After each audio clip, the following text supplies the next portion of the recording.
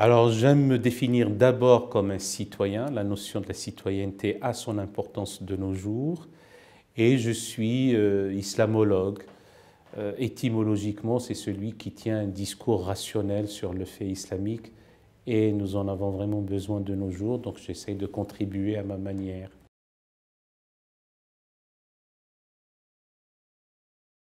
La liberté de conscience doit être importante, fondamentale et incontournable.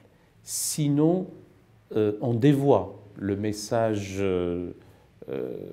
premier de la révélation, et surtout la croyance qu'on en a.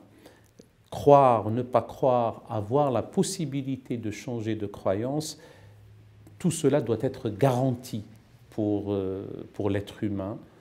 Continuer de nos jours à criminaliser l'apostasie est en soi criminel.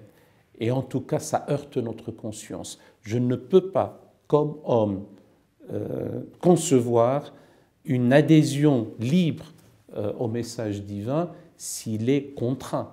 Et de toute façon, je ne peux pas non plus altérer la liberté de mon semblable en lui imposant une vision ou pour son salut ou sa façon d'être ici-bas.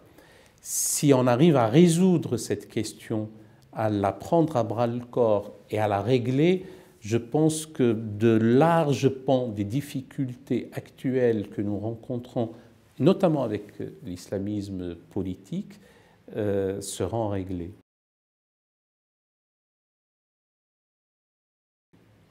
Il n'y a en aucun cas et d'aucune manière dans l'écrit coranique la moindre délégation faite aux hommes de punir l'apostat.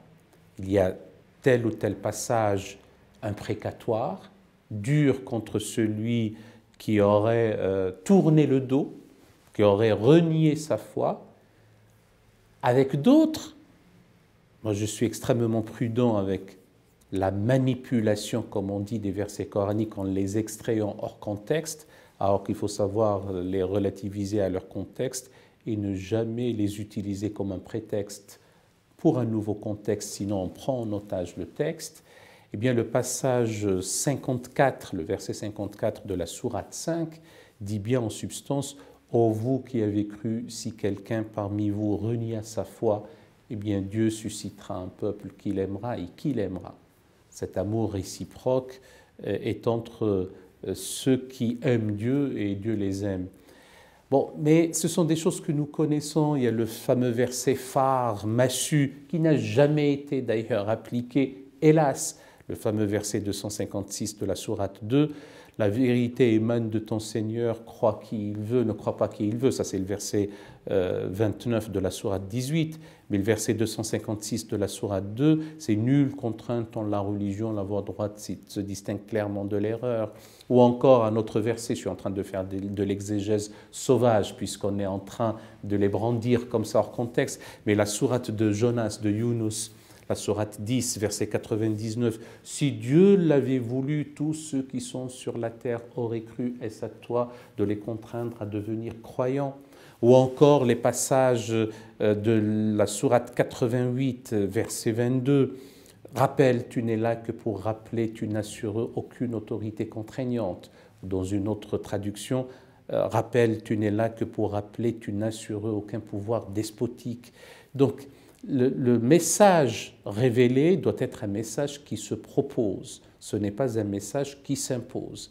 Si on est dans cette logique, si on s'autoproclame seul procurateur de Dieu, défenseur exclusif de ses droits, et vouloir faire en sorte qu'autrui puisse être dans le droit chemin, c'est déjà le début de l'aliénation et de la trahison de ce message qui finalement doit être soumis à l'appréciation, à l'adhésion intime et en pleine conscience. Le pire des méfaits est un crime de lèse-conscience.